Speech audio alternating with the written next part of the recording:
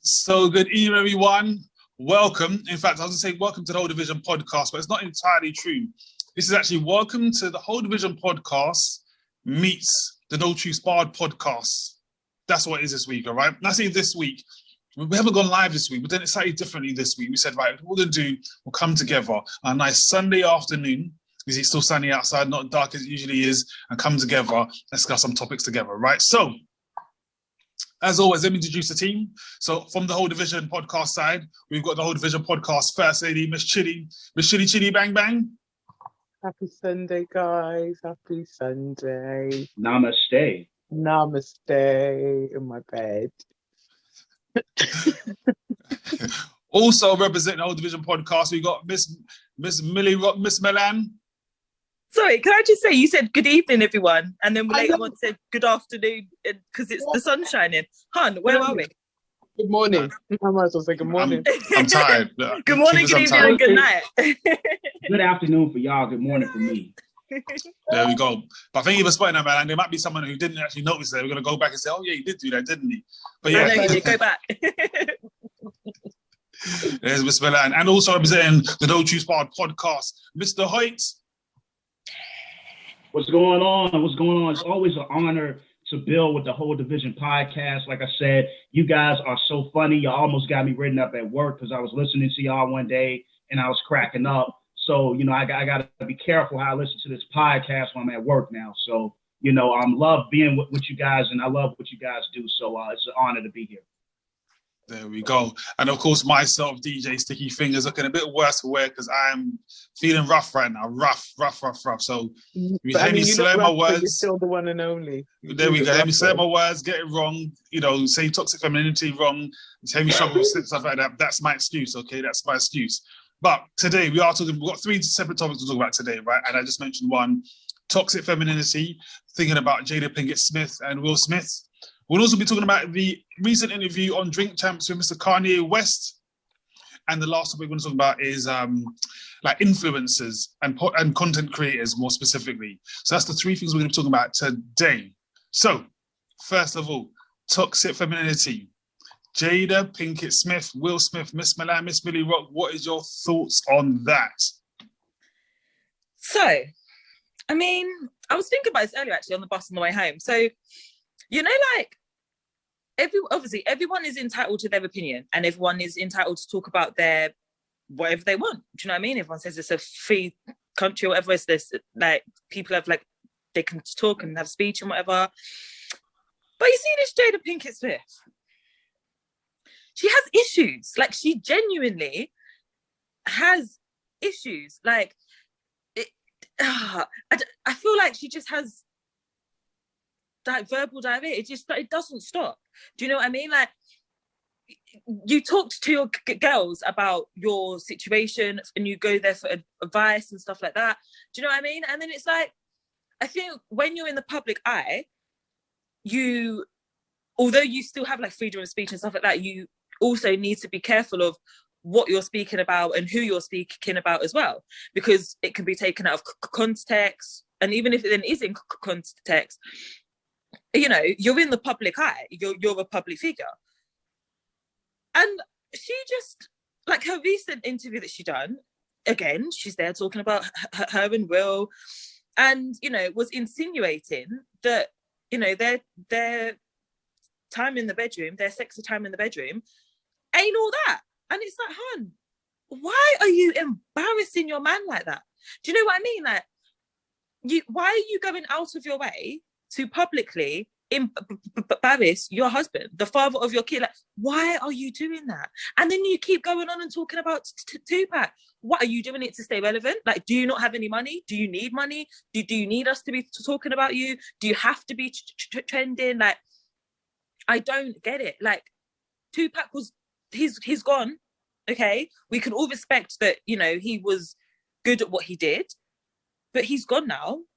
Do you know what I mean? And it's not like he went like recently. It was a few years ago. So, you know, and you're now supposedly happily married with kids to your husband.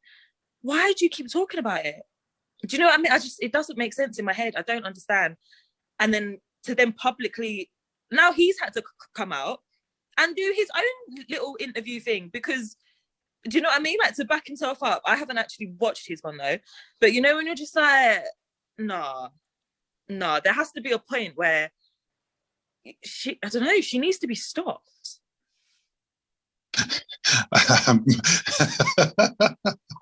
What is that alarm for? She does. She needs to be stopped. She shouldn't be allowed to talk on podcasts. She should just stay at home. I'm going to try to play a little devil's advocate here, right? So, in terms of like the generation that we are in now, society, the way things are, you know, people are constantly talking about things, micro-blogging, like with Twitter or TikTok or whatever social media sites there are, even YouTube and things like that, or Instagram, whatever the platform is, people are constantly sharing things, constantly telling about what's going on in their personal lives. What has she done that's any different to anybody else? Who else is out there embarrassing their man? She's all going to be doing her next podcast. She's going to have what's her name's bloody album on in the background, talking about how it relates to her. What's the girl's name? Summer Walker. Summer Walker. She's going to have her album on in the background, crying over tissue, talking about men ain't shit. The fuck you. That's what you should do. Fuck you. Literally. She's going to be saying Tierra's prayer to manifest her next husband. Will needs to just divorce her one time. She's different. All right, fair enough. So, Mr. Hoyt, I'm going to come to you next. What is your views on this Jada Pinkett Smith, Will Smith, toxic femininity scenario situation? So I have one word, and that word is divorce. Divorce Will. If you listen to this podcast, the whole world, we are on your side, brother. We want you to divorce Jada now. Don't worry about the alimony. Get out of there. You are Will Smith. But for real, though, I think, I'm going to be honest, I don't think this woman has ever really loved Will Smith. And the reason why I say that is because when you listen to interviews with their children, primarily their daughter Willow has said on many occasions how her mother still professes that she still loves Tupac, how she writes letters talking about the feelings that she has for Tupac posthumously. So you're in a marriage with Will Smith, who you've been with, I think, since 1996, I believe, or 97, or somewhere around that time period is when they got together. But yet your heart and your spirit is still imprinted by another man. You're still yearning and pining for this guy. So I have to wonder, was the marriage to Will Smith done genuinely out of love, or this was maybe a career and a power set up for her? Because if you look at both of their careers, Will is obviously the bigger star, the bigger celebrity. He's been in more blockbusters. You know, really, if you take away the Matrix trilogy, you can't really think of what Jada Pinkett has been in. And I remember the thing with August Alsina.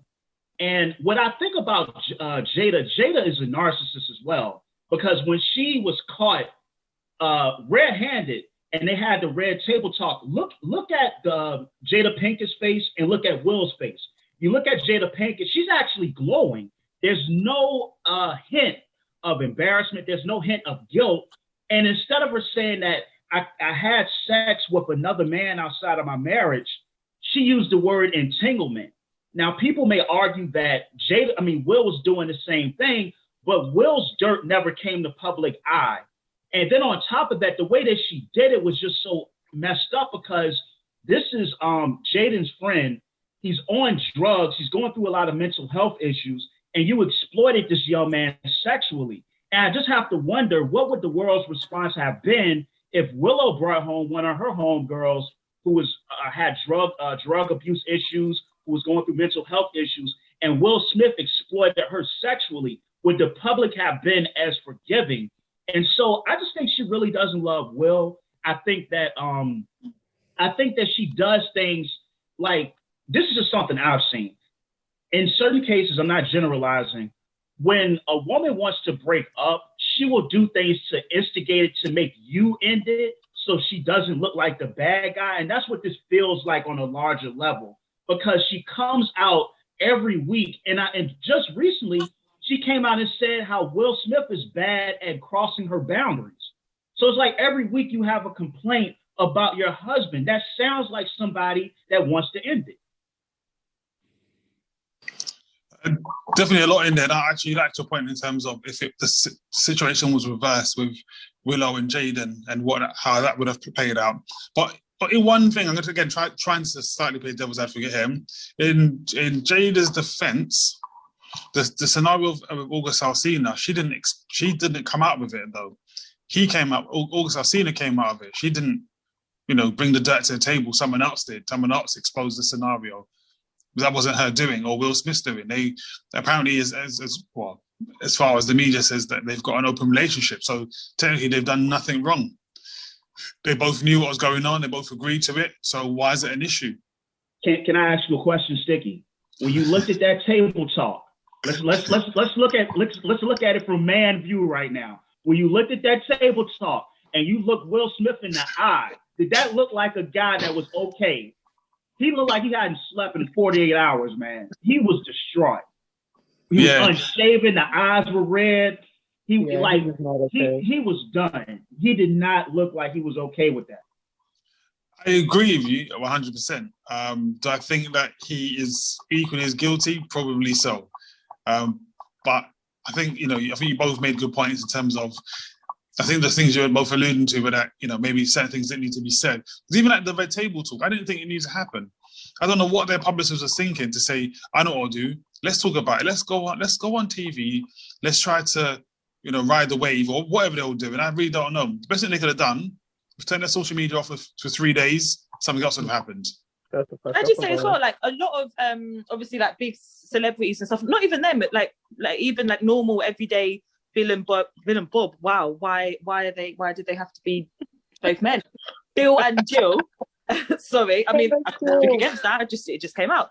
Bill and Jill, they go to counselling and stuff, but it's all like to help their relationship. So it's behind closed doors. The only people who know are Bill, Jill, and the counsellor. Do you know what I mean? You're publicly doing it. You have issues like. And that is toxic. Do you know what I mean? Because imagine you're talking about that, everybody now knows, and then you're going to go home and be like, "Hi, babe, honey, I'm home." Like, what? Like, I've ironed all your stuff. Like, no, you're going to go home still with those issues because it hasn't been sorted out. Do you know what I mean? And then you're both going to be sitting there scrolling on whatever you're on, Instagram, Facebook, TikTok, whatever. Like, did Will know she was going to have that chat? Did they get home and in bed, he put his glass and thought, and she's there with side-eye like, it wasn't me. Hun, that's your whole face. Do you know what I mean? Like, it's toxic. It's not good. It's not healthy. Chidi, what's your views on this toxic femininity? Hopefully I've said it correctly 3 times over now. I'm trying my best. Well, I'm tired. That's my excuse. You look tired. You look a little bit drunk as well, to be fair. They're coming on a podcast drunk. That's terrible, Sticky. I've got juice. Look, it's juice. That makes it okay that you are intoxicated with alcohol and we're doing a podcast. Sticky, I'm disappointed in you. Again. I'm disappointed as well, to be fair. Truth be told. But I just think if toxic femininity was a person, wow, it'd definitely be Jada. She's definitely a narcissist. I fully agree with Hoyt.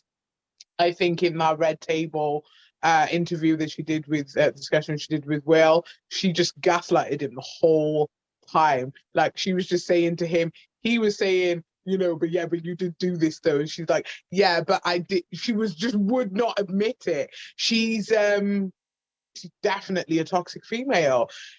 She is, to me, it comes across, she's an older woman. She knows better. I think she did what she did with that August guy to make herself feel more dominant, to make herself feel better as a woman. Because I think she's a little bit sick in her head. Don't know what she was exposed to when she was growing up, but there's also been claims that she interfered with that the one boy from Criss Cross. Remember that group, Criss Cross? And apparently when she had whatever she had with him, he was 15. I fully believe it. There's just something about her. I've never really liked Jada Pinkett Smith. There's always been something about her energy that's been, it's a little bit off. And when all that came out, I was not surprised. And then the other day when she did that, the Red Table Talk with Gwyneth Paltrow, even Gwyneth Paltrow looked a bit like uncomfortable when she was like talking about this to say, well, she's really doing that to her man on national TV. And just, it was awful. It was awful to watch. And you just like, my empathy goes out to Will, because I'm like, you literally have to, you don't have to put up with this woman, but you're choosing to. And she's just embarrassing you and just putting you down as a man. It was awful. Straight away, like, I remember in the group chat, Sticky didn't understand what was going on. He was like, well, what did she say though? But me, Milan, and any other female who's in that group understood it straight away. And as soon as I watched it, I was just like, oh, why is she doing that to him? That's really disrespectful. But he allows her to do it. I don't get it. And she's going on about Tupac and everything. Do you know what I mean? Like, I just don't know. She's odd. She's a very odd female. I think she needs to be investigated. Like, people she needs to sit down with a psychologist or something and see where she is mentally, because there's something not right with her, man. Do you know what? You touched on a good point there, where you said Will Smith allows it. And as you said that, I was just thinking to myself, like, you know, I think Hoyt mentioned the red table talk with Will and Jada, and that would have been, you know, that would have been filmed.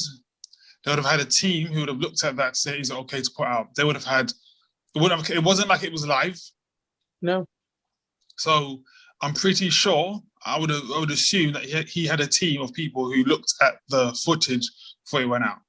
I don't know what the technical term is. I'm sure it's a very simple technical term, but there's a team who would have looked at it to say it's okay to go out, or a publicist, or, you know, final person who checks it over and says, yeah, it's okay to go out to be aired. So maybe he does put up with it, and maybe there's a reason behind it, but clearly, I'm sure I would assume that he would have known about that specific red table talk. Maybe not the others. Again, he had no control of those. But I don't know. So my view is, right, I think I can't actually. I can't fault her for being honest about how she feels about things. She feels the way she feels. My thing is, as I think everyone's already said, it's just, why is it got to be in a public domain? Just keep your business to yourself. That's simple. Keep your business to yourself. No one needs to know. There's a song. The song goes, nobody have to know, say me you attached, nobody have to know. Nobody has to know. Like, that's simple. Just keep your business to yourself. That's it. That is the thing is, as well, if she's so unhappy, or like she just thinks her relationship isn't there, then why are you still there? For what? Because it's not security. It's not like, your kids are older now. Do you know what I mean? They're old enough to understand that, like, mummy and daddy aren't getting along, and, you know, we're going to live in separate houses, but you can still come to buy. Do you know what I mean? They're old enough to know that. They're both their own people. Like, why are you still there? And I'm not just, you know, it's like it's the same on Will. Why is he still there? He can just up and leave as well. But, you know, for the purpose of this, we talk about her. Why is she still there? If you don't like your relationship, you say that he goes over your boundaries, your sex ain't good, you're still in love with someone from... Why are you still there? Do you know how pissed I'd be if I kept coming home and my man kept talking about his ex from years ago that's not even here no more, but you're writing him letters and then putting the, like, hun, you might have to go meet your ex, because he ain't gonna be staying in my house. I'll tell you that for now.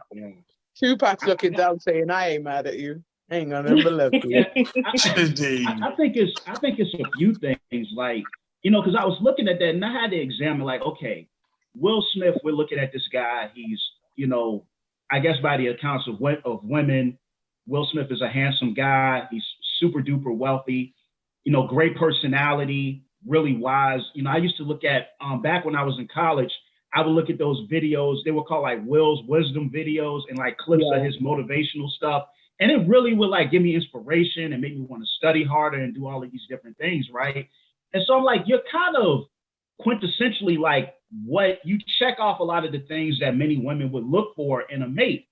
And I'm like, a guy like that, why are you going through this? Like, why are you subjecting yourself to this? So I don't know if you've seen this recently, but Will Smith talked about like a few years ago when he was feeling suicidal.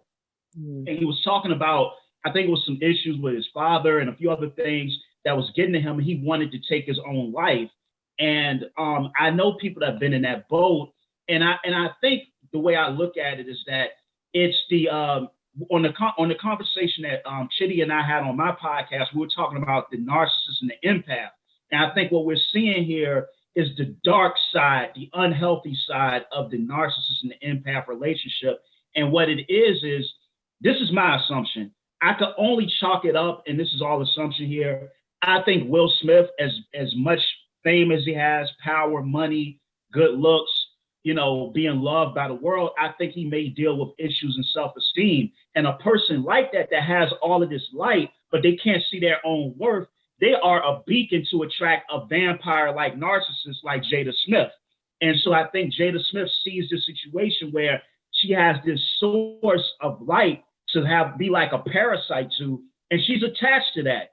And she's going to manipulate that, excuse me, I'm slurring my words too, that she's going to manipulate that and suck from that source, because Will Smith is not a person she loves, but it's a light source that her narcissistic personality is going to cling on to, and she's not going to let go of. And I think in a sick way, I think Jada gets off on humiliating this dude. Yeah. I don't think she's going to leave him. She enjoys this. She likes to drag him through the mud in the public. Because like Sticky said, all of this can be handled behind closed doors. We don't have to know about any of this. But for some reason, Jada wants to put this in the public eye. And I think it's some sadistic way she enjoys seeing Will Smith in pain. That's just my little assumption about this. You could be right there. By the way, for the record, before we go to the next topic, right? Her name is Jada Pinkett Shakur Smith, okay? For those of you that didn't know, I'll say it again. Jada Pinkett. Double barrel, triple barrel. Shakur Smith. So that's the new name, right? But moving on to our second topic now. We said we're going to talk about the recent interview with Mr. Kanye West. Well, actually, the artist formerly known as Kanye West, now known as Ye, all right? Or Ye. Because he was on a recent interview with the Drink Champs podcast with DJ FN, EFN, and Noriega or Nori. Hoyt, do you want to give us some context about the interview and what your views were on that? Sure. So I finished the Drink Champs interview yesterday, and it's kind of a long interview, so I listened to it in pieces. So this is the first thing I'm going to say, and I don't think I've ever talked about it on your platform or mine or any platform. Kanye West has said a lot of salacious things throughout the past 10 years that have really made me critical of him. In certain sound bites, certain clips, he would do things like the meeting at the Oval Office he had with Donald Trump. That really made me look at Kanye in a bad light, to say that he saw Donald Trump as a father. It rubbed me the wrong way. Considering your background and what your parents stood for, the fact that you would get in front of a guy like Donald Trump, who's often, talk ill of countries like Haiti, Jamaica, and other countries. Like he's been on record for calling them backward countries. He does not have a good relationship with Black people or African people throughout the diaspora. So for you to be a guy that your parents were, involved in protest sit-ins, part of the Black Panthers, educators, and for you to say this, it just rubbed me the wrong way. But what I will say with the interview, with him being able to sit with Nori and DJ EFN uninterrupted, I kind of developed a new perspective on Kanye. What I will say, he's definitely one of the most unique human beings alive. He has a really unique perspective on everything. Some of the things that I took away from the interview is that Kanye is all about independence. I have to respect his business acumen. The man is worth, I think, $8.5 or $9 billion. I think he's probably the richest hip hop artist of all time. And so I respect what he's doing in the fashion world. I respect what he's trying to do in the tech world. He also said he wanted, in a part of the interview, he said he wanted to become like a publicly traded stock, because he said whenever he puts his name beside a business or a brand, it turns out hundreds of millions of dollars. And so, he's talking about things in the business world that other artists aren't doing. And so that I thought that was remarkable. The other thing that I like throughout the interview is that people were real critical of Kanye's relationship to Donald Trump. People were really critical about me being one of them, Talib Kweli being another one. And the thing that he brought up that I think was profound, and you guys in the UK may not, you guys aren't going to be directly impacted by this, but the Democratic Party comes and they always ask for the black vote again and again and again. But Kanye pointed out Kamala Harris had HBCUs behind her. She had all of these black women behind her. He even made a joke. He said 94% of black women voted for Kamala Harris. You would have think that Drake was running for president with that sort of turnout. And he said, since the election, we haven't heard from Kamala Harris since, which is true. And so I like that he pointed out that they come and they pander for the black vote. And then once they get our vote, they wash their hands of black people until it's the time for the next election cycle. He pointed that out. He pointed out John Legend and Big Sean and these guys came out and sided with the Democrats against him instead of coming in private and having these conversations. So I like that he pointed out the hypocrisy of the Democratic Party. I also like the fact that he really gave us his own version of independence. Like, what does independent art creators look like as well? One of the comments that got me was what he said about Talib Kweli, because Kweli was vocal about, because I have a lot to say, but I want to pass it to you guys. He was vocal about Kanye's relationship with Trump. And Kanye said when they did the a Quick Time with Slime game, and Nori said Talib Kweli or Common, Kanye was like, Common is 1,000 times better. Kweli, I never liked the way that he rapped. If people ask who you want to be, do you want to be Kanye or Talib? He said most people are going to say Kanye. And he just was really critical of Talib as an intellectual, as an MC, and whatnot. And so a lot of people caught stray bullets in that interview from the comments that Kanye was saying. So just to kind of keep it brief, and we'll build on this some more, I think that Kanye's perspective is extremely unique. I think that he's his own person. I think he's a business and a creative genius. I will say that. And I think he pointed out a lot of hypocrisies politically that goes on in this country as well. So that's my brief take, and I'll pass the mic to whoever want to pick it up next. Well, firstly, I would say that was a very good overview of the podcast, actually. I have seen the podcast in its entirety. And again, like Hoyt said, I had to listen to different parts because, again, it's like 2.5 hours, I think, or 3 hours long. So you kind of have to, it's kind of difficult to watch the whole podcast. I say it's difficult. It's a good watch. But, like a 3-hour podcast, watch a 3-hour, even if it's a 3-hour film, I would struggle.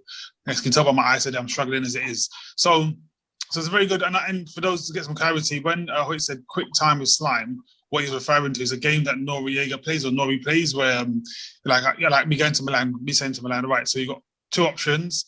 If you don't pick one, you take a shot. So I might say to Milan, who do you prefer, Usher or Chris Brown? And you got to pick someone. That's what Quick Time with Sam is. I didn't hear what your answer was. If you don't pick one, you got to take a shot. Chris Brown over Usher? Chris, yes. Yeah. Milan loves Chris Brown. That's her husband, man. Chris Brown over anybody. Just put any Chris Brown.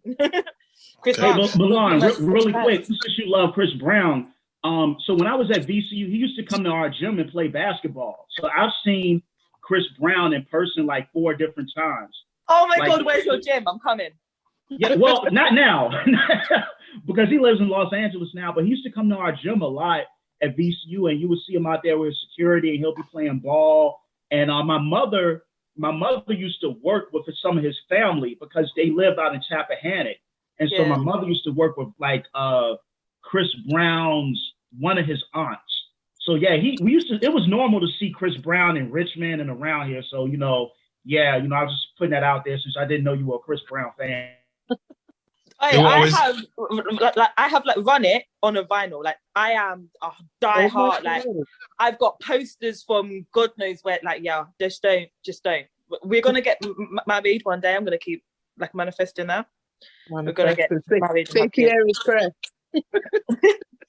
I just put Chris Brown in there. There we go. So as we with Milan, we'll sing with you here on this one. No, actually, who's going to the third topic? No, Chidi's in the third topic, right? Chidi, I'm coming to you first. Because I know you said you've actually seen the Drink Champs podcast, right? So what was your views on it? Again, like Hoyt said, kind of did touch on a lot of different topics. He called out a lot of names as well. He called out Big Sean, called out, who else did he call out? John Legend as well. Called out a lot of names. So what was your views on the whole thing?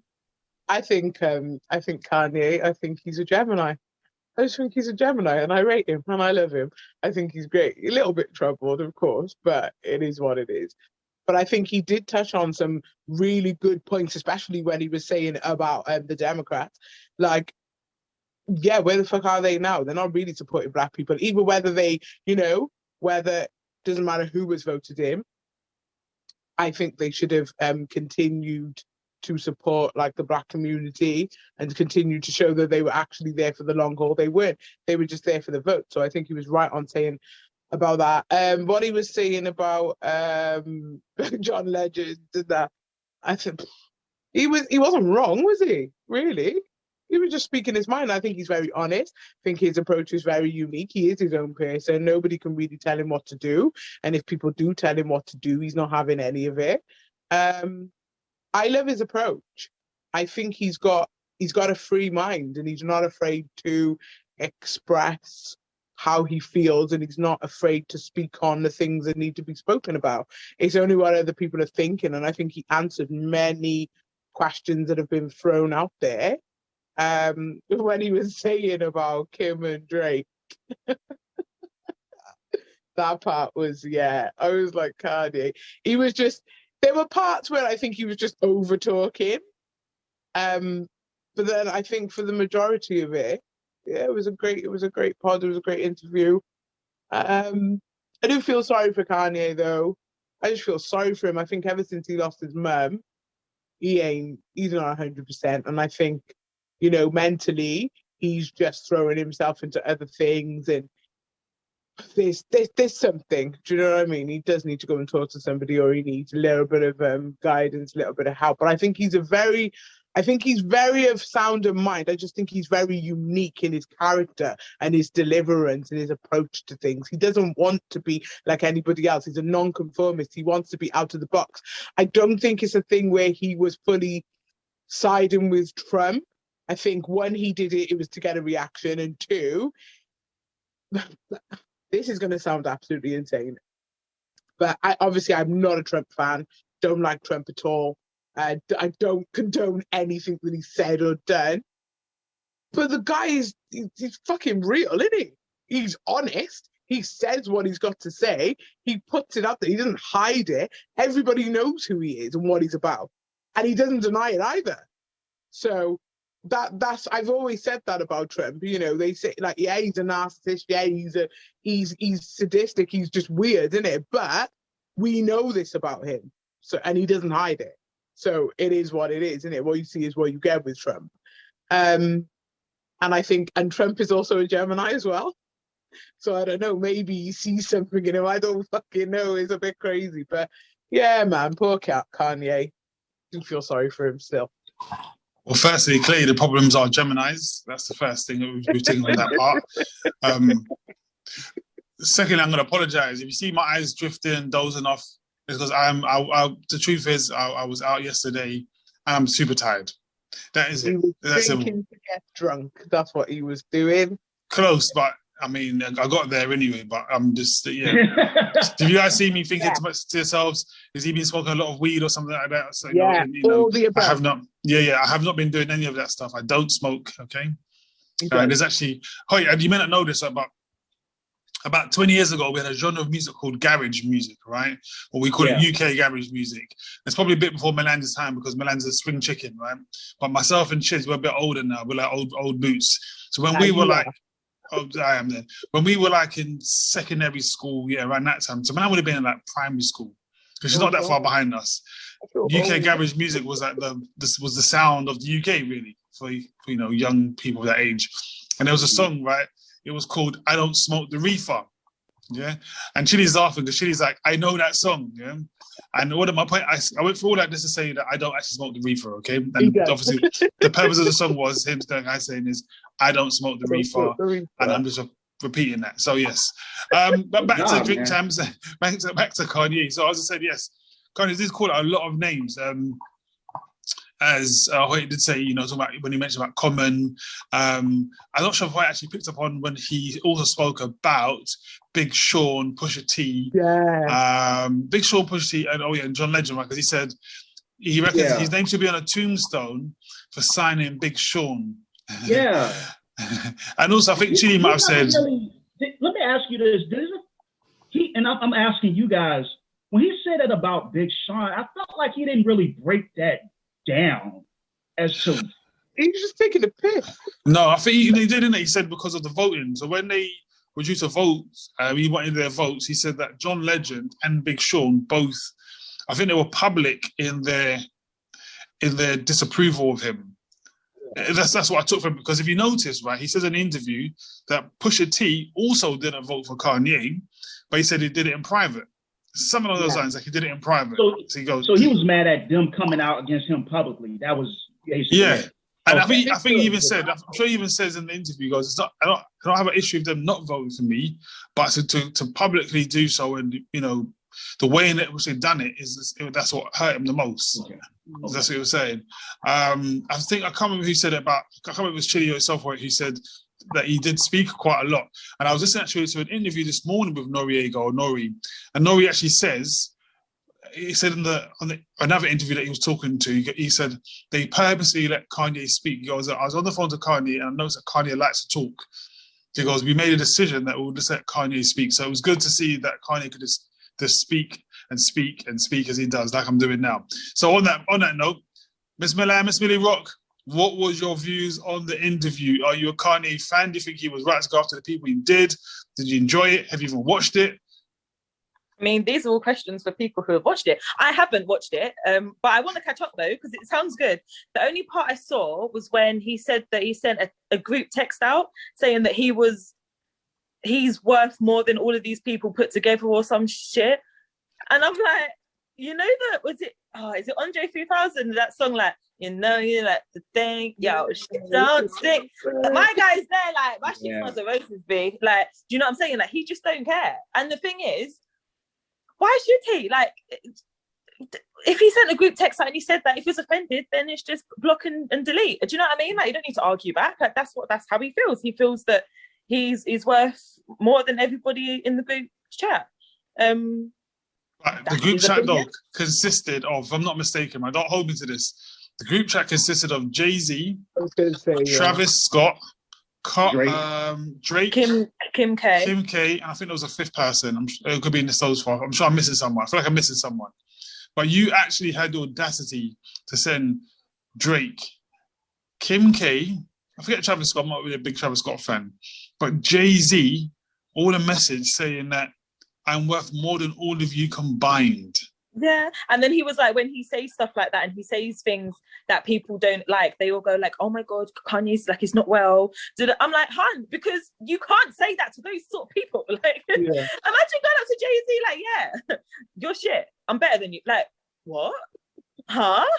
Like, but do you know what I mean? It's just, that's just Kanye. Do you know what I mean? At the end of the day, like I said, if they didn't like what he put, then block and delete. It's not that deep. If you know, or if you think that you're better, I don't know why people think they're better than everyone else, but if you got that text and you thought, no, you're not, then why does it bother you? Do you know what I mean? It was just a funny thing for us to hear, to be like, oh, you messaged that to JayZ?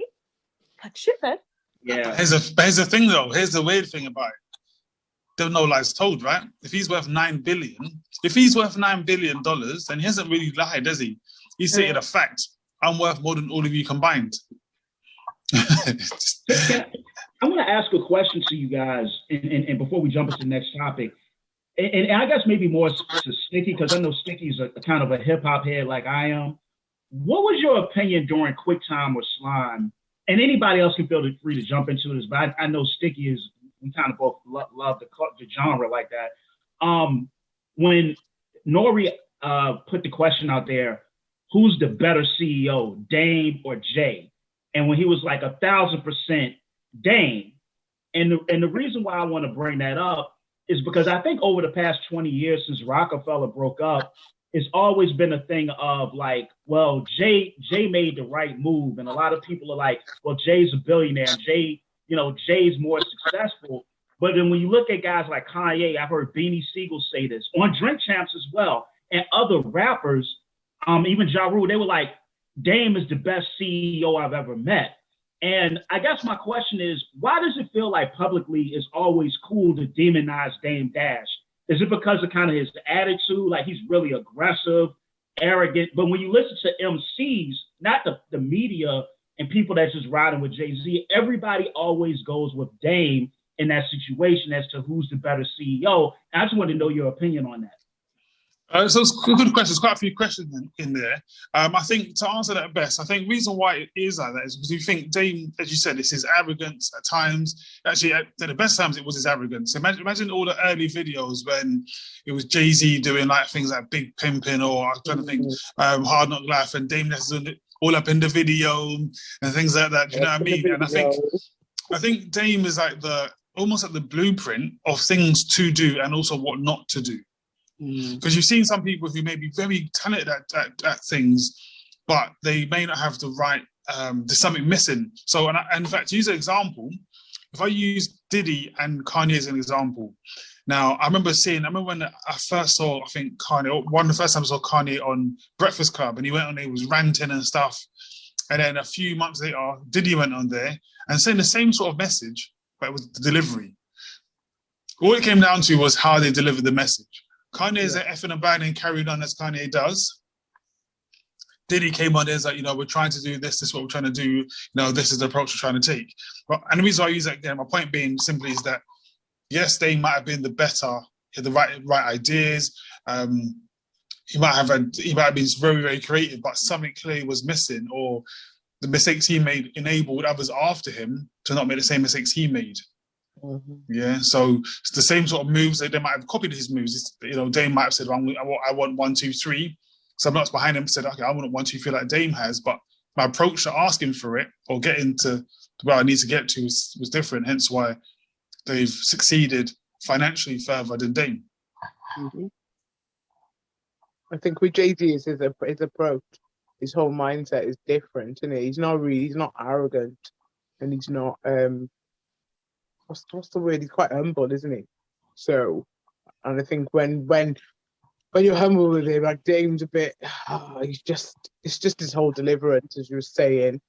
That he was never going to succeed. He was never going to be as high as, other people in the industry because of his attitude. Yeah, and also don't forget this as well, right? They all had Dame Dash to use as their example. Dame Dash didn't have a Dame Dash. No. So if Dame Dash did have a Dame Dash as an example, maybe Dame Dash would have used that as an example, said, right, okay, I've seen some moves that person's made before me, let me make some other moves. Who else is before Dame Dash? Master P, maybe, Russell Simmons. Yeah, and again, it was slightly different. Yeah, I think Master P maybe, but again, it wasn't really anyone. And again, it's the way the times have changed as well. So Dame Dash doing this now in 2021, knowing what he knows and having some people before him to make those mistakes, I think would be a different outcome. Yeah. And last note about Dame, and I guess we got to claim him, Dame is a Taurus. So that's where that strong-headedness and just like, I'm going to do this regardless of what y'all think. That's kind of where that comes in. But I think, and to build on a point Sticky made, and to Dame's credit, you got to think he's not as successful as those other guys, but 2 billionaires came out of being under his tutelage. JayZ did something right. And Kanye. So they must have saw something being around him that helped them, because who else in hip hop can be like, 2 billionaires came from learning and working with me. And Dame is like the only guy that can say that. Mm. He might be able to count 3 if you count Rihanna as well. If you count Rihanna in there. Rihanna's next level though. She pisses on all of them, to be fair. Yeah, if you can put her in, and again, and it's weird, isn't it? Most of the things came from other business ventures, not from music. But again, as I said, Dame might have been the person who had the ideas originally, but just didn't know how to execute them. And again, things were completely different back then as well when they were doing things. They may not have the bargaining tools that they know now, or where they're maybe asking for cash, and now people are asking for equity. Do you know what I mean? So things was completely different. Now you hear Beyonce talking about it. Give me equity. So, okay, that's a good point. Do you know what I mean? She wasn't the first person to ask for it, but again, it came from somewhere, and I'm sure Dame has a big part in that as well. If someone came and was like, remember they had that question, would you take $500,000 or have the dinner with JayZ? Remember that was like floating around the internet? Okay, if you had the opportunity, you're starting a business, you can either spend 2 hours with JayZ and pick his brain, or spend 2 hours with Dame Dash. Who you going with? I'll probably go with JayZ. Yeah, same. I'll probably go with Jay because, as I said, he's made it to a place where I would like to get to, aspire to. As much as Dame may be really good at what he does, he hasn't got to that place financially. He fucked up along the way. I don't want to speak to fuck ups. I want to speak to the ones who came up. Okay. It's all well and good that he was the original and everything, but he ain't now. He fucked up. Don't want to speak to him. Sorry, Dave. You're shit. Yeah, and again, and as I said, the times are different. So maybe like where Dame might have his tactic back in the day might have been to go in there being aggressive with other CEOs to try and get his point across. JayZ's not that. It's not that level, in it. It's like JayZ's very softly spoken, Humble, softly spoken. And I'm sure he's probably just, he's probably got some killers next to him, but he's just softly spoken. That's what I want, and it gets done. So yeah, there we go on that one. So on to our third and final topic, which we're talking about content creators. Actually, this one chosen by Hoyt. In fact, all three topics this week were chosen by Hoyt. If I'm not mistaken, Hoyt said Chidi chose the toxic femininity and the Jada Pinkett. I can't take credit for that. Don't try and take that away from me, Sticky. Okay.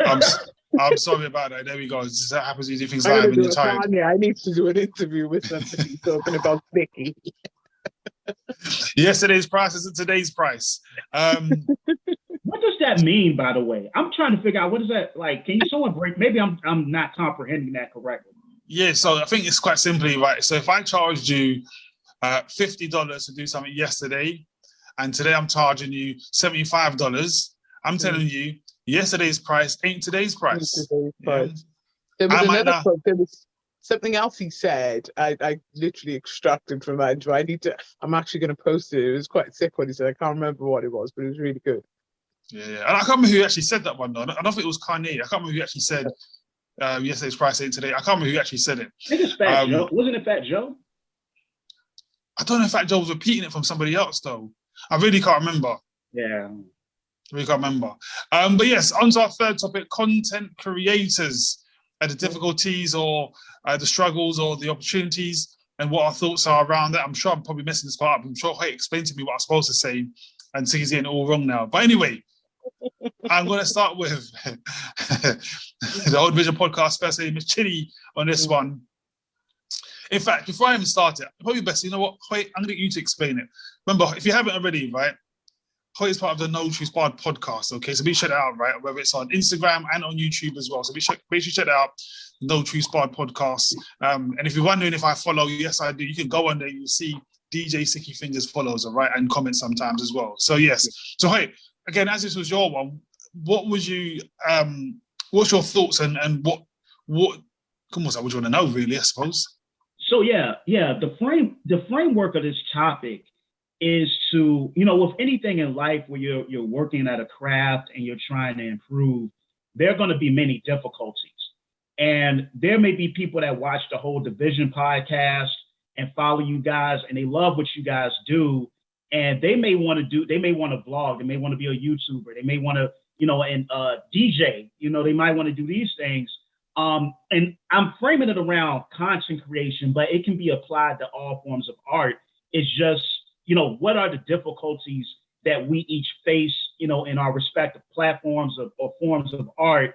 How do we motivate ourselves to keep going, what things have we learned about our respective platforms or art that we do? And kind of like just the things that inspire us to want to continue to create content, why do we do it? And I think it's something that, we can kind of share ideas with each other, but people that listen to this, they may be inspired if they're working on something to keep going. They may learn some of our tools to kind of help them to continue to stay motivated and want to create because, it's sometimes it gets rough. When you're trying to create content, it can get really rough. It can get discouraging, and for those of us that keep, pounding the pavement, people may see us and say, hey, what keeps you guys going, when you're in a slump creatively. And like I said, I'm framing it around podcasting and content creation But this subject can be expanded out if you're a DJ, you know, if you do music or whatever. It's just kind of a pick me up for the creatives, if you will. Okay. So what I would say, one thing I've learned since doing these podcasts is you have to listen to your audience. Sometimes they're going to say shit that you don't even like. Like sometimes like I've had comments made about some of the topics, about some of the things people have said, whatever and stuff, myself included. But I'm a very, well, I don't really give a fuck if you don't like what I said, don't fucking watch me, innit? But I've had to kind of just check my attitude and take into consideration what the viewers, because they're the people who are watching it, they're the people who are going to be supporting it. You know, a lot of the shit that they say, I do discard of it because I just think fuck off, you're just being personal. But then at the same time, I do take on board if they've got suggestions about topics, if there's, you know, or if they want like a podcast to go a certain way. Then I do take that on board. Also, as well, what I would say is about having a good team to work with. If it's a team thing, a team effort, then you have to have a good team to work with. People who are gonna, you know, everybody is good at something. So you'll have your people who are going to give good ideas. People who are, you know, confident in speaking. The people who, you know, show up. The people who support the actual thing also as well. They just don't turn up, you know, every week or whatever. They actually pour so much into the content that you're creating. I think with us it's really good because we've got like group chats and stuff, and even though we might not all talk throughout the week, we definitely, there's always something in there. It's never, you know, it never comes to a week where I think, oh fuck, what should we talk about? Because something's always being put into the group. Do you know what I mean? And I think also as well, it's just about perseverance. It's about looking at certain things, finding out what works, what doesn't work, rebranding, changing things. You've got to keep going regardless. You're going to come across many obstacles. Some things are going to fail. Many people are going to leave. New people are going to come in. You just have to keep going. The show needs to keep moving. And I just think you just got to want to do it. You can't just say, oh yeah, I'm going to do a podcast and that's it. There's so much thought needs to go into it. You just got to want to do it. If you want to do it, do it. If you don't in it really. But I think it's about motivating yourself, and just to, you know, you just take breaks when you need to take breaks, come back when you need to come back. That's it really. If any form of art really. You just got to do it. It's all divine time, and you do it when you're supposed to, I guess. Do you know what, JayZ? That was very well put. Actually, I'm going to come back to some of those points in a little bit. Miss Milan, Miss Millie Rock, what is your views? How do you find content creating and things like Hoyt said? Do you know what? It's just sometimes it's hard because there will be so many different things going on in a week. Obviously because we do our podcast like weekly, so many different things could go on in a week, and then it's having to then pick, because like Chidi said, we have a group chat which we send things into so that we can then pick what we're going to talk about. But sometimes there are so many things in the week, it's like thinking, well, what would our like listeners and our viewers want us to talk about if there's like 6 different things going on. But you know, we always have content there, because I feel like our podcast as well, we genuinely talk about things that are happening in that week. You know, if other podcasts are quite, if they're not solely based on, you know, things that are happening in the world and whatever, it might be harder for them to find content and stuff like that. But for us, I think it's quite, I mean, it's not easy because, you know, we've had those weeks when we first was starting out when there was nothing, and we're all there, like everyone gets up, like coming in the group, like, so what we talk about this week, guys, and it's like, and then you know, but like someone's typing and they go, and then someone else starts typing and then they go, and it's like, no, what, we haven't got anything this week. Do you know what I mean? But it's one of those ones that we have never stopped. We have never stopped, and it's something that I feel, and it's like Chidi said as well, you've got to do it until it's not like fun anymore. If you're not like enjoying it, Because I feel like everyone's got like hurdles to jump over and whatever, but once you get over them, if you're then still like enjoying everything, then it's okay. But if it's now becoming a chore, or you just think like this is long, do you know what I mean? Then it's not for you. But I feel like the team that like we have and the people that we've got around us, I think we're good. Yeah, oh, and that's so sweet. So sweet. Mr. Hoyt, actually, I think this question maybe, although it was your own question, I think it may be more relevant to yourself as in terms of No True Inspired podcast. You do it on your own. So how do you find it? Oh man. So yeah. So all right. Let me be succinct here. I don't want to be like really long-winded, but. So before I did No Truths Barred, I was on another podcast that was called M Talk, and it was under the M Lifestyle magazine. And matter of fact, the universe is full circle. We actually have people on our team that was based out in London. So it's, odd that I'm collaborating with people out in London again, so everything's full circle. And that was a big learning experience. I think one of the biggest things I learned is something that you all talked about is you have to have the right people on your team, because if you don't, it's going to be extremely difficult. And I remember from that experience, we went through, so it was myself and another gentleman by the name of Vincent, and we went through 2 different co-hosts in the 2-year period of us doing that podcast. And there was some other politics going on at the higher level, which kind of brought things to a halt. And what I noticed was that if people don't have the same level of professionalism that you have, it's not really going to work. And so initially, I wanted to do a podcast back in 2014 initially, but things didn't really pan out back then. And I had the concept in my head of what I wanted to do. And now I'm doing it on my own. I've been doing this podcast now since about the middle of 2019. And the whole premise of it was that, I wanted to get co-hosts, but the problem with people is that I don't think people realize there's actual work that goes into putting out a podcast. I think people just think it's fun and we're just going to sit around and talk, but people realize you got a plan. We're going to have a schedule. There's other things that are involved in making a podcast work. So I ended up really just kind of doing it on my own and having guests come on occasionally. And so for me, my slumps hit when I'm overwhelmed, when I'm taking hours to prepare for an episode, when I have to purchase equipment.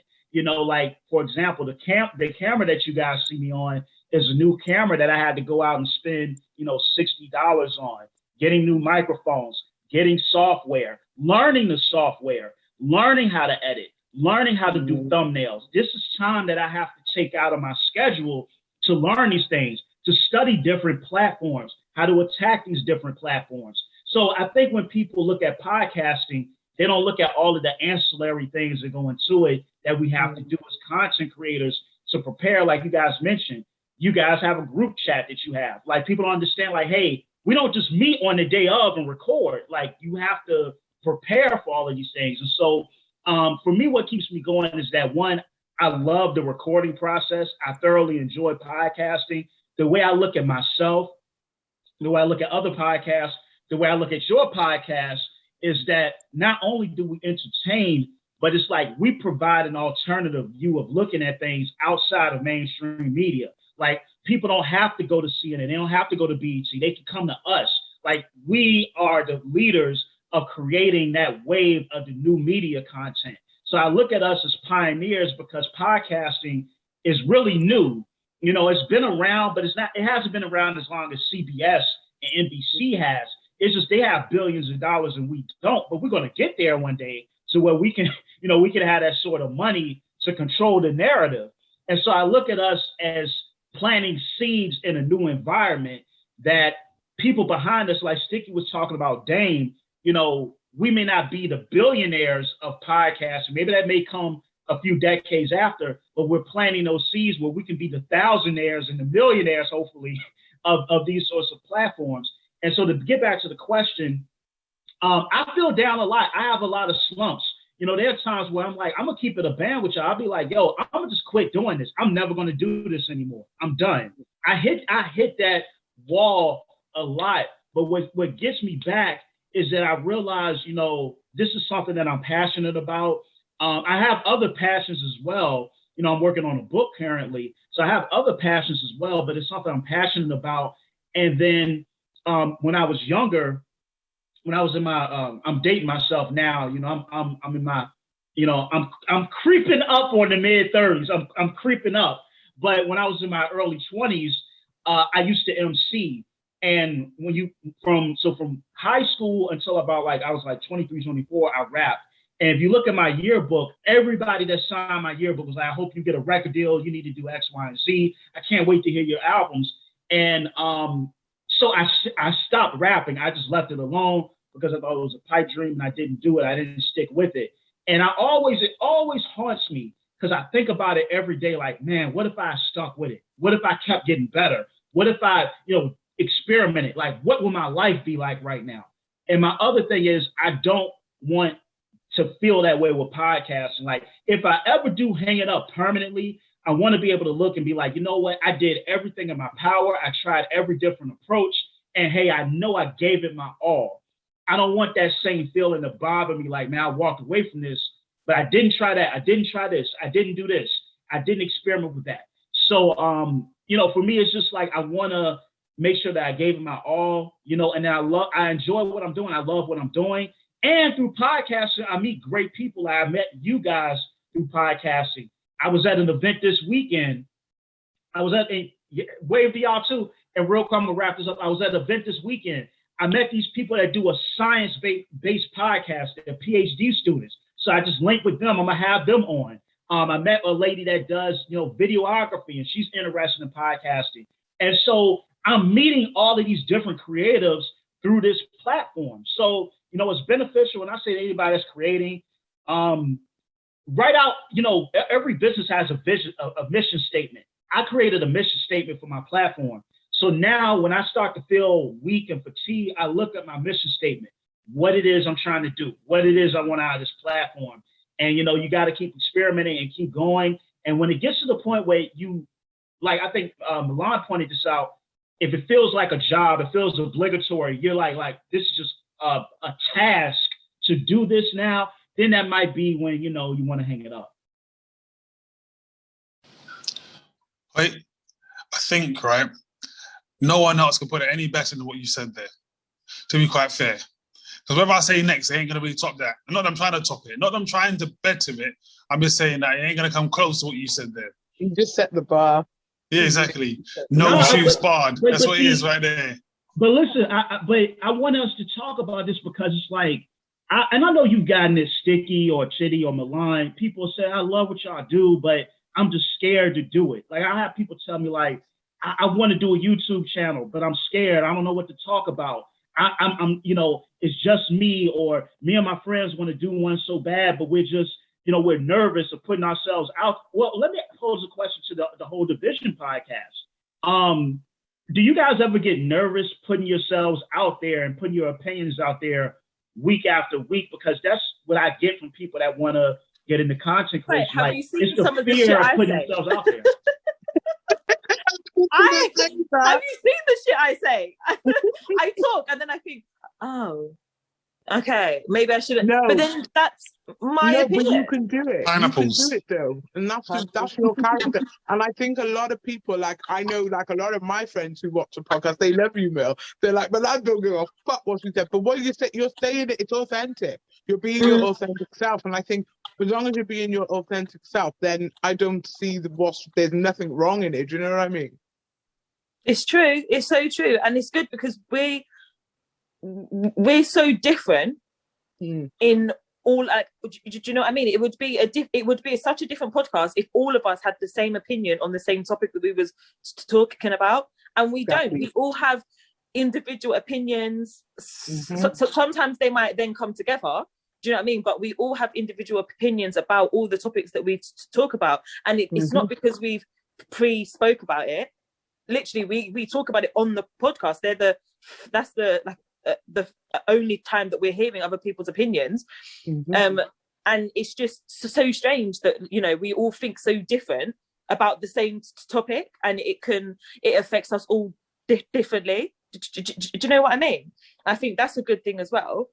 I mean, if you're going to do it by yourself, it's your opinion or no one's. Do you know what I mean? But don't ever be like afraid to say what you want, or do you know what I mean? Because at the end of the day, if they don't like it, then they don't have to watch again. Do you know what I mean?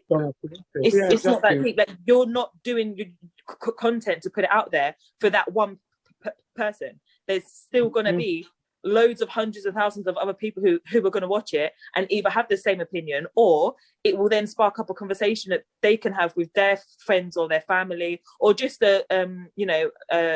just to spark something off in their heads to make them sit down and think, oh, actually, I didn't look at it like that, but now I can, and I can see where they come from and whatever. Do you know what I mean? Yeah, 100%. Definitely. And I think on that, in terms of the original question, what I was posing, get my words out again, today's probably the worst time to ask about content creating and podcasting, because I am so tired from being out yesterday that you can't even tell that I actually enjoy doing these things. And you can tell my eyes look like I've been smoking, but as I said, I haven't been. I don't actually smoke, right? It's just sleep deprivation. That's what the refund. But in terms of like the good things and bad things about it, I think I get myself in trouble here as well. But I'm about to say next, right? So I'm going to put it for not just podcasting, but when I was also doing events. So pre-COVID, pre-pandemic, pre-lockdown, I was doing like nightclub events. So again, working with a team of people, and it's the same sort of concept and principles. So the things that I enjoy like almost like escapism, if you want to call it that. Kind of coming in the podcast, kind of forgetting about things for an hour or so. Also, the new people that you meet as well. So not just the new people you meet, but the people who regularly come on and tune in. And sometimes like, if we don't go on for whatever reason, sometimes I feel guilty that we haven't done so with those who actually take the time weekly to come on, weekly come and give their opinions, weekly, even if their opinion is just to say something negative about Sticky, that's fine, because they've taken the time to come on to insult me about my forehead. You know what I mean? They're taking the time to come on to say, here we go, talking rubbish again, whatever it may be, but it's never taken in a malicious way. And I actually appreciate they've taken the time to come on week in and week out, post on their socials and things like that. So those are definitely some of the things that I like about doing so. Some difficulties, sometimes finding the content.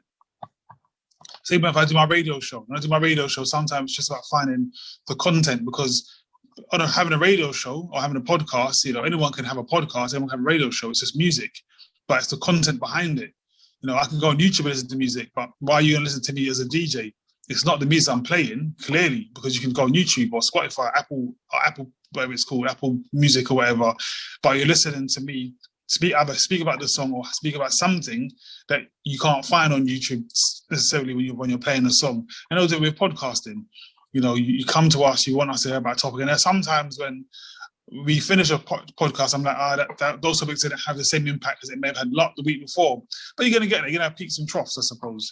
So those are like some of the ups and downs. I think another thing that again, if we're talking about like doing events and doing podcasting with a team versus doing it on your own, like Hoyt does, is creative control. So there'll be times when I was doing events by myself, I have the creative control. So if I want to go left, I go left. I don't have to answer to anyone. I'm the one that's putting the money towards it. So if I want to book 100 DJs that night to play, or performers, what have you, I can do so. I don't have to answer to anyone. And the flip side, if I'm doing it in a team, I can't do those things. I can't say, well, I want to have this person at my event because another one of my colleagues might say, no, Sticky, we don't like that person, or no, for whatever reason. And it's all different with podcasting as a team. As I said, Hoyt can do it by himself. Whatever Hoyt wants to discuss on whatever day, Hoyt decides it. That's it. Simple as that. You ain't got to answer to no one. I'm not saying that in terms of I feel like I have to answer to anyone as a downside. I think sometimes what it is, I think sometimes when you're working with a team, it doesn't always feel like everyone does as much as others do on a team. That's like the pros and cons, I suppose. But there's a saying, right? Together, everyone achieves more. Yeah. So if you are working as a team together, everyone achieves more. So we can actually do a lot more by working a team as opposed to working ourselves or by ourselves. hopefully that all made sense. As I said, today was probably the worst day to me to answer that question because I'm super tired. And again, I keep saying, I keep apologizing. You wouldn't have known from the way you answered that. You answered it very intellectually. Femi, you used the right words. You was all right, stick. Femi, you held your own. Yeah, but look at my eyes. A bit tired, but yeah, exactly. Yeah, my eyes don't know me like this. I should have worn glasses. I should have worn like the dark glasses today in the dark shades. Yeah, you should have definitely. Dark shades. You should have got the dark shades. Speaking of that, when it was about Kanye, I noticed in that whole interview, he had his jacket on, he had shades on, he had glasses on. I was thinking to myself, why are you taking his shades off and take his glasses off and take his shades off, take his hat off, his gloves off and his jacket off? Is that what's anyway? Yeah, he had gloves on too, I think. Yeah, I was thinking, what is it? This is like new because style. He knew if he said the wrong thing at any moment, he could just bop straight out. He's gonna have to be there. So can I get my coat? He was ready to go. Yeah, and also I want to say, like, one thing. First of all, let me give props to the whole Division podcast. Like I always said, love y'all, what you guys do. And, Siggy brought up a good point. Like I said, I do a lot by myself, except, if I have guests on. And I'll say this, it's great. Like, I remember when I had, when I was on my other platform and we had co-hosts. So I said, people, if you want to start something, really look at the format that you want to do. I almost look at it like having a platform of co-hosts is kind of like being on a mainstream, like being on Def Jam or something, because you got a lot of things at your disposal. And then I look at being a solo podcaster like being on Koch Records. And it's like you could get more per record, but you just got to do so much by yourself. And you got to figure out like what you want to do, because I'm going to tell you, being a solo podcaster, it definitely tests your will on a lot of levels. Like, you get tested. The universe comes in and gut checks you hard. Like, boom, you sure you want this? And so you gotta pick, like, what you want to do. And then you could be like, I know podcasts where it's a solo podcaster, but it's not really solo because he has guests like every single episode. It's like you got to pick your formula. And like I said, I've been thinking about bringing on some co-hosts myself.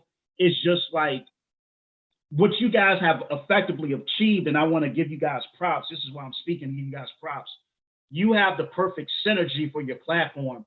And the problem is, when you're trying to find people to work with, not everybody has the same level of professionalism. I've had people, and I'm not going to say names, but I've had people that wanted to work with me, and then I'm like, hey, let's schedule a meet.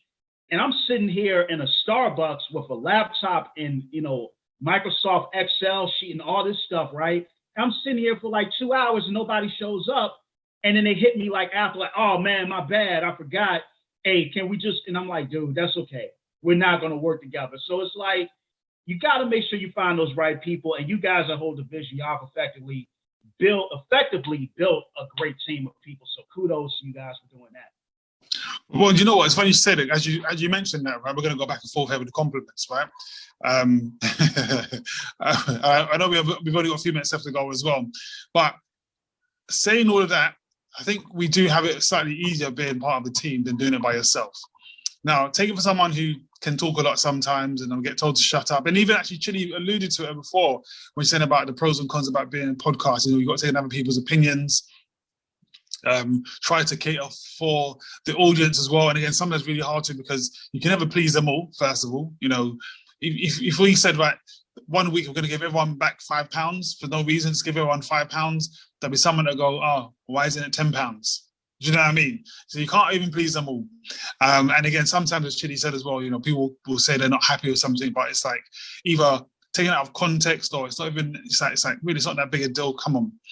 But I say all of that to say this, I have to applaud you, Hoyt, because as much as I can talk a lot and talk a lot of crap, I don't know how difficult I'd find it to do it by myself. To do a podcast by yourself, just you and the microphone and the audience by yourself, it's almost like a stand-up comedian almost. You always got to be a stand-up comedian. Not saying that you're trying to make everyone laugh, but it's just like if there's myself, Milan, Kay, Chidi, whoever, I can say, right, let me throw the question to Chidi. Chidi might not be in a good mood. She might say, I don't want to talk. All right, that's no problem. Then we throw the question to Milan. Milan says, talk for 5 minutes. Let's throw the question to Kay. But if there's no answer for the question to, you just stay by yourself, innit? So hats off to you, to be fair. Hats off to you. But we're not going to go back and forth, though. We're not going to go back and forth. No, hats off to the whole division. Hats off to the No Truth Barred podcast. Hats off to Hoyt, man, doing it by yourself. And I've watched, obviously I watch the podcast, and your content is always on point. It's always amazing. You deliver it really, really well. To do that by yourself, like Sticky said, that's hard, because I think I'd speak for 5 minutes and I'd be like, you know what, fuck off, I'm not even talking no more now.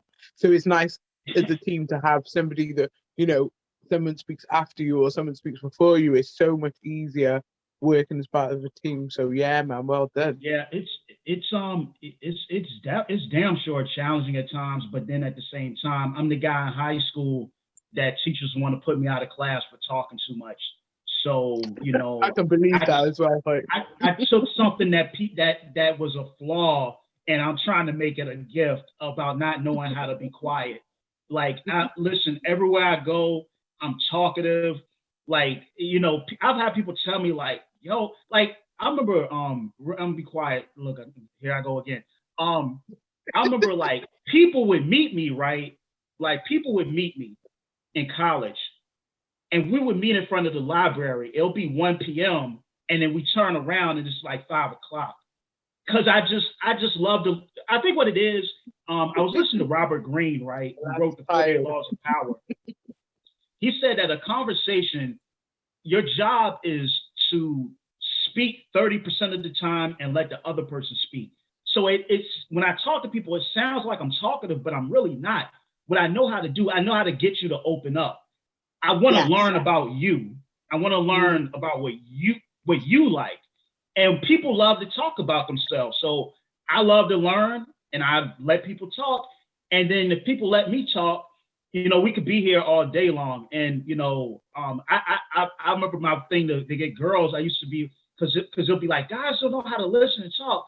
And I remember my ex, our second conversation, she was on the phone with me for 7 hours. I just had her her mind just going and spewing ideas. And she was like, I've never had nobody talk to me this long. She was blown away. So, fellas, that's something you can use going forward. Just putting that out there.